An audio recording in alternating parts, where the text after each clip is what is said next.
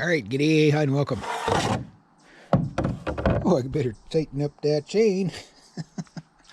Okay, yeah. He's still pretty good. 3 links. Oh, he's a little bit loose, but not bad. All right, so I'm going to tell you about my high adventure. Let me tell you about the times of high adventure. Dun, dun, dun, dun. How's the Conan theme go? Dun, dun, dun, dun, dun. Anyway, so I got Mini Beast here in the tree tangerine. And the tree tangerine, there's about 3 sharpenings in on him. Just about perfect. And I guess I dulled him the other day, and I thought today he'd be fine. I didn't think I dulled him quite that much. So I cut a little bit with him today, but I didn't bring my glasses, so I didn't want to sharpen my chain without my glasses. So, yeah, getting old. But Mini Beast, oh boy. You did really good today, boy. You did good too, but you did really good today. Let me tell you about the adventures of Mini Beast today. This saw is so fun. Okay, so there's been this birch tree, probably about the same size as this birch tree. We'll just go look at this birch tree over here. But it was a funky birch tree, like most birch trees get. So you see, like the top of that birch tree is kind of dead. The one I cut wasn't quite as dead, but yeah, it'd be about that size. So we'll have a look at the stump, because there's a double in there. So there's a lot of similarities, but so maybe a little bit bigger than that one. Well, you see how the double stump is? You know, I don't know if the camera's picking it up. You can see it. It's like a double stump in there. Anyway, maybe all you see is green, I don't know. But there's a double stump in there. So it's about 2 feet by about a foot wide, right? And this one isn't as twisted as the one I fell today. Like this tree, I've been talking about falling it for my client for pretty much all summer. We're almost into the fall now.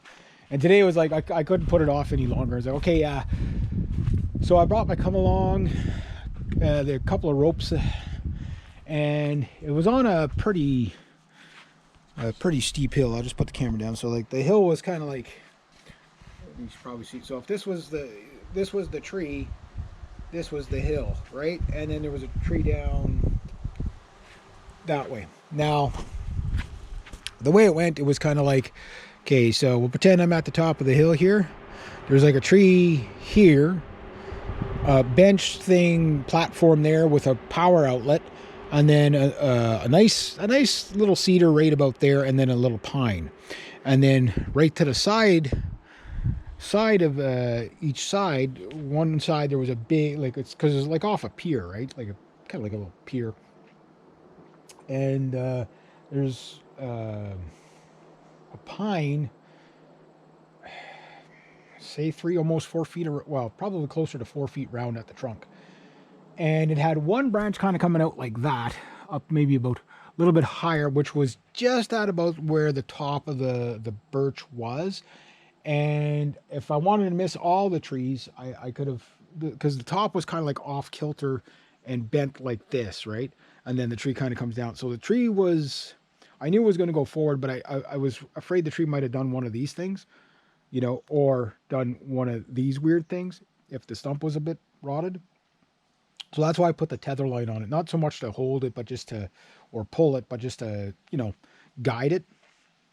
So I made my notch with Mini Beast. And after I made my notch, I was like, okay, I need to show you guys what I did.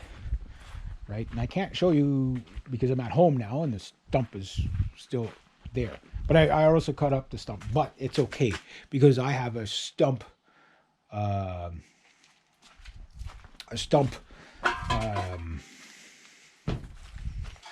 mimicker. It's called a pail.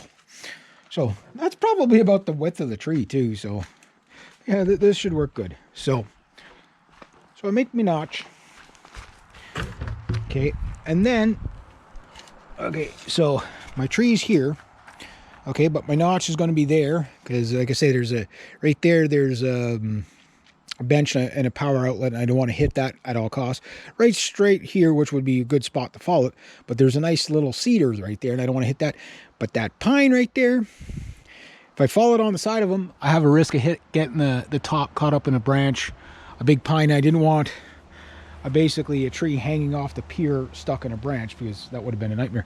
So that pine that was straight in front of me, I was going to smack him. I was going to smack him right on top of the head.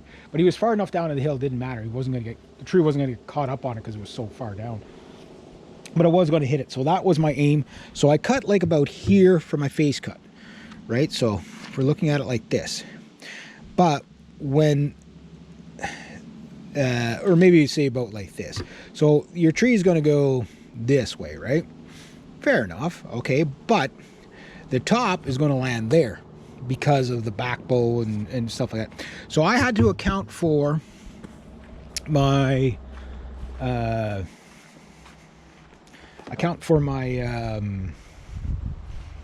you know, the lean of the top. The bottom of the tree is the easy part. So what I did is when I came in, I went all the way around them, like that, like that. And then when I started coming in like this, like this, like this. Well, we'll go like this, just so it's easier to understand what I was doing. So I'm coming in like this. Okay, so my face is about here. So this is probably not exactly to scale. So I'm coming in. Okay, and then right about here, nothing, nothing. Okay, and here it goes. Okay, my tree's down. the most controlled fall I ever did. But to show you on the makeshift stump, okay, just so you can get an idea of what I was doing here. When you're cutting, okay, we'll pretend this is right, because this is pretty straight. We'll pretend that is the actual hinge part of, you know, like that 2 inches that you leave is about like that. But just to show you, I was kind of leaving something more like this, right, to delay this side of the tree so the tree top wouldn't go that way. So what's happening is when it's like this, I got a little bit more meat here than here. This side of the tree is going to start going first, right, which you'd think is going to shoot it off there, but then this starts pulling, right? And if you do it slow enough, what happens is this will pull out slower. So it might pull a little bit that way, but with the top, the way it was angled, it gives it a chance for the tree to start falling, being about maybe about here. Okay, so if my top's kind of looking something like this, even though the branches are on that side, it's kind of like, I can't contort my hand how it was, but we're looking at something like this. So the tree's like this. It starts going, it starts going, it starts going. Now I'm getting a bit of a pull. The tree, what I was worried about was the top would want to do one of these things, right? And then when I was cutting, what I was worried about is that it would do this and then come back onto the porch or the house, right? So what I did is once it started going, I was going to try to use an axe head to you know, because I don't have what do you call it,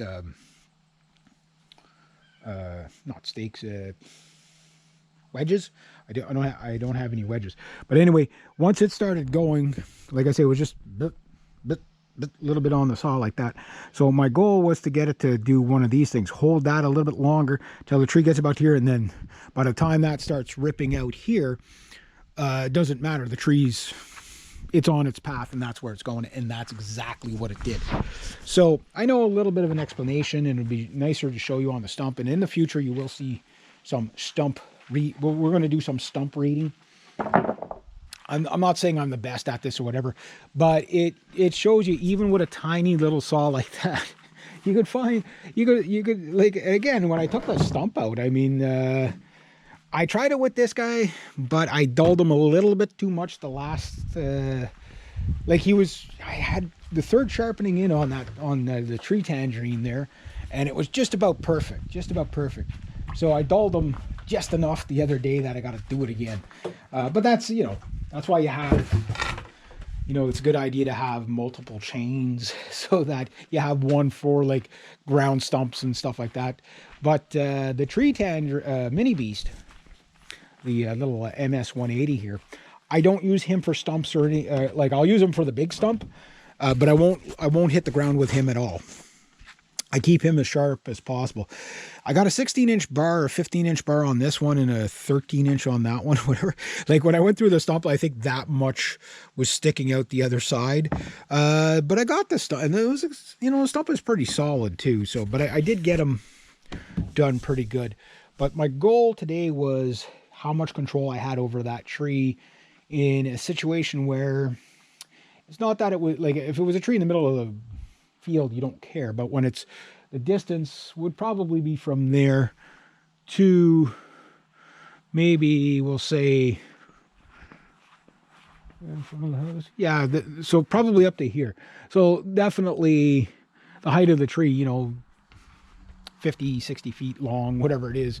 Well, maybe not quite. It was probably more like 45, 50 feet. You know, like if that did go back on the house, you know what I mean?